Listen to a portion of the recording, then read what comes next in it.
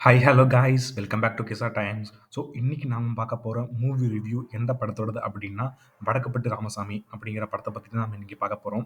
So இந்த படத்தில் யார் யார் நடிச்சிருக்காங்க அப்படின்னா சந்தானம், மேகா ஆகாஷ், நம்ம லொல்லு சபா, சேஷு, எம்எஸ் பாஸ்கர், ஜான் விஜய், நிழல்கள் ரவி, ரவி மரியா. ஸோ இந்த மாதிரியெல்லாம் நடிச்சிருக்காங்க. கிளைமேக்ஸில் நம்ம மொட்ட ராஜேந்திரன் அவர் வருவார். ஸோ இந்த மாதிரி நிறைய பேர் நடிச்சிருக்கிற படம் தான் இந்த படம். ஸோ படத்தோட ஒன்லைன் பற்றி கேட்டோம் அப்படின்னா ஒரு ஊரில், அதாவது வடகப்பட்டி அப்படிங்கிற ஒரு ஊரில் அவங்களோட மூட நம்பிக்கைகள் வச்சு எப்படி எப்படியெல்லாம் சந்தானம் அவர் காசை சம்பாதிக்கிறாரு அப்படிங்கிறத இந்த படத்தோட ஒன்லைனே. ஒரு கட்டத்துக்கு மேலே அவரால் காசு சம்பாதிக்க முடியாமல் போகுது. ஸோ அதையெல்லாம் தாண்டி இதை எப்படி இவர் சமாளிச்சுட்டு வராரு அப்படிங்கிறது அந்த படத்தோட மீதி கதையே. நம்ம படத்தோட பாசிட்டிவ் பற்றி பேசணும் அப்படின்னா கண்டிப்பாக இதில் நடிச்சிருக்கிற எல்லா ஆர்டிஸ்ட்டுக்கும் நம்ம ஒரு கிரெடிட்ஸ் கொடுத்தே ஆகணும். ஏன்னா அந்த அளவுக்கு படத்தை போரிங் இல்லாமல் ஒவ்வொரு சீனையும் அழகாக சிரிக்க வச்சு நம்மளை என்டர்டெயின்மெண்ட் பண்ணியிருக்காங்க. பர்டிகுலராக சொல்ல போனால் லொல்லு சபா சேஷு அவரெல்லாம் பார்த்தீங்க அப்படின்னா நிமிஷத்துக்கு நிமிஷம் படம் ஃபுல் அண்ட் ஃபுல் நம்மளை சிரிக்க வச்சுட்டே இருக்காரு. அவரோட ஆக்டிங் வேற லெவலில் இருக்கும். இந்த மாதிரியான ஒரு என்டர்டெயின்மெண்ட் இவருக்கு செம்மையாக சூட் ஆயிருக்குன்னே சொல்லலாம். படத்துல இவ்வளோ பேர் நடிச்சிருந்தாலும், யாருக்குமே எந்த ஒரு கேரக்டரையும் வேஸ்ட் பண்ணாம, படம் ஃபுல்லா டிராவல் பண்ற மாரியும் இருக்கு. அதே சமயம் அந்த கேரக்டருக்கு ஒரு ஜஸ்டிஃபிகேஷன் குடுக்குற மாரியான ஒரு கேரக்டர் தான் அவங்களுக்கு குடுத்திருந்தாங்க. நிழல்கள் ரவிய வச்சு கூட காமெடி பண்ணியிருக்காங்க. அந்த காமெடி சும்மா மட்டும் பண்ணாம, அந்த காமெடிய நமக்கு ரிசீவ் பண்ணி ஒர்க் அவுட்டும் பண்ணியிருக்காங்க. ஸோ அந்த அளவுக்கு வந்து பார்த்தீங்கன்னா, காமெடி பயங்கரமா ஒர்க் ஆயிருக்குன்னு சொல்லலாம். நம்ம மொட்ட ராஜேந்திரன் கிளைமாக்ஸ்ல பாதியில தான் வருவாரு. ஆனா, அந்த நிமிஷத்துல கூட வயிறு குலுங்க சிரிக்க வச்சுட்டு தாங்க போறாரு. ஸோ அந்த மாரியான ஒரு காமெடி தான் இதுல பயங்கரமா ஒர்க் அவுட் ஆயிருக்கு. ஏன் ஹீரோயின் மேகா ஆகாஷ் முதல் கொண்டு அவங்க சும்மா வந்துட்டு போகணும் அப்படிங்கிறதுக்காக மட்டும் வரல. படம் ஃபுல்லா டிராவல் பண்ணி ஓரளவுக்கு ஜஸ்டிஃபிகேஷனான கேரக்டர் அவங்களுக்கும் குடுத்துருக்காங்க. ஏன் நம்ம தமிழ் ரிவ்யூ பிரசாந்த் அண்ணன் கூட நடிச்சிருப்பாரு.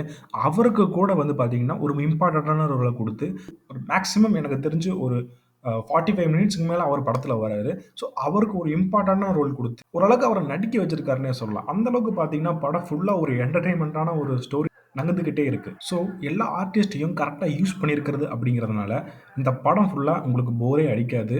ஸோ, நீங்க படம் ஃபுல்லாமே பார்த்து ரொம்ப சிரிச்சு, ரொம்ப சந்தோஷப்பட்டு தான் இந்த படத்த பார்த்துட்டு வருவீங்க. கண்டிப்பா ஒரு சில நெகட்டிவ்ஸும் இருக்கு. ஸோ, அத பத்தி பேசணும் அப்டின்னா, இந்த டைரக்டர் வந்துட்டு பார்த்தீங்க அப்டின்னா, இவருக்கு இது 2வது படம். இதுக்கு முன்னாடி டிக்கிலோனா அப்படிங்கிற படத்த எடுத்திருந்தாரு. கிளைமாக்ஸ்ல கொஞ்சம் கடவுள் சம்மந்தப்பட்ட ஒரு காட்சிகள் எல்லாம் அமைச்சிருக்காங்க. அத இன்னும் கொஞ்சம் நம்புற மாரி நமக்கு கன்வே பண்ணியிருக்கலாமோன்னு தோணுச்சு. மத்தபடி இந்த படத்துல பெரிய நெகட்டிவ்னு எதுவுமே சொல்ல முடியாது. ஏன்னா, இந்த படம் ஃபுல்லாமே காமெடி படம் அப்படிங்கிறதுனால, காமெடிய மட்டும் தான் எதிர்பார்த்து போறோம். மத்தபடி இதுல லாஜிக்கோ அல்லது இந்த மாரியான ஒரு எமோஷனல் சீன்ஸோ நாம எதிர்பார்க்க முடியாது. அந்த வகையில வந்து பார்த்தீங்க அப்டின்னா, படம் ஃபுல்லாவே ரொம்பவே சூப்பரா இருக்குன்னு சொல்லலாம். ஸோ 2வது படம் சேம் அதே மாரியான ஒரு காமெடி கான்செப்ட் தான். ஸோ அத நல்லாவே இதுல ஜஸ்டிஃபிகேஷன் குடுத்திருக்காரு. எந்த அளவுக்கு காமெடி ஒர்க் அவுட் ஆயிருக்குங்கிறது தான் இதுல நின்னு பேசுது. ஸோ இவரு அந்த வகையில நம்மள கண்டிப்பா ஏமாத்தலன்னே சொல்லலாம். நான் கடைசியா சந்தானம் அவர்ட்ட வரேன். அவர் தாங்க இந்த படம் ஃபுல்லாவே தோள்ல சுமந்துட்டு போறாரு. ஆனா, இவர் இன்னும் இதே மாரியான காமெடி கதைகளே நடிச்சிட்டு இருக்காரு. ஏன்னு தெரியல. ஏன்னா, இவர் நெறைய காமெடி படம் நடிச்சிட்டாரு. ஏன் வல்லவனுக்கு புல்லும் ஆயுதம், A1, தில்லுக்கு துட்டு 3 பார்ட்டும் காமெடி தான். ஸோ நெறைய படம் நடிச்சிட்டாரு. இவரு எப்படி கேரக்டரா இவர டெவலப் பண்ணுவாரு அப்படிங்கிறது எனக்கு ஒரு கேள்விக்குறியா இருக்கு. ஸோ நெறைய காமெடி படங்கள் நம்ம பார்த்தாச்சு. ஸோ இதுக்கு மேல இவரோட எமோஷனலான சீன்ஸ்லாம் நம்ம என்னைக்கு பார்க்க போறோம்? ஸ்க்ரீன்ல என்னைக்கு பார்க்க போறோம்? அப்படிங்கிற மாரி ஒரு தாட் எனக்குள்ள இருக்கு. ஏன்னா, அவரு காமெடியிலேருந்து ஹீரோவுக்கு ப்ரமோட் ஆயிட்டு. ஸோ ஹீரோவா இருந்து இன்னும் அவர் காமெடி படங்கள்லயே நடிச்சுட்டு வராரு. ஸோ அவரோட கேரக்டர் டெவலப்மென்ட்க்கு இன்னும் வேற மாரியான படங்கள எடுத்து நடிக்கணும் அப்படிங்கிறது என்னோட வேண்டுகோள். ஸோ அத எப்படி இவர் கன்வே பண்ண போறாரு? எப்படி இவர் சமாளிக்க போறாருன்னு எனக்கு தெரியல. ஸோ பொறுத்திருந்து பார்ப்போம். ஸோ படம் பார்க்கலாமா வேண்டாமான்னு கேட்டா கண்டிப்பா 100% பார்க்கலாம். என்னோட மார்க் இந்த படத்துக்கு என்னன்னு கேட்டீங்கன்னா, கண்டிப்பா ஒரு 100க்கு ஒரு 65 மார்க் கண்டிப்பா தரலாங்க. ஸோ பார்த்துட்டு படம் ஃபுல்லா சிரிச்சுட்டு தான் வருவீங்க. இதே மாதிரியான இன்ட்ரஸ்டிங்கான வீடியோட நாங்க நெக்ஸ்ட் மீட் பண்றோம். மறக்காம சேனல சப்ஸ்கிரைப் பண்ணிட்டு இந்த வீடியோக்கு ஒரு லைக் பண்ணிருங்க. ஸோ அன்டில் தென் பாய்.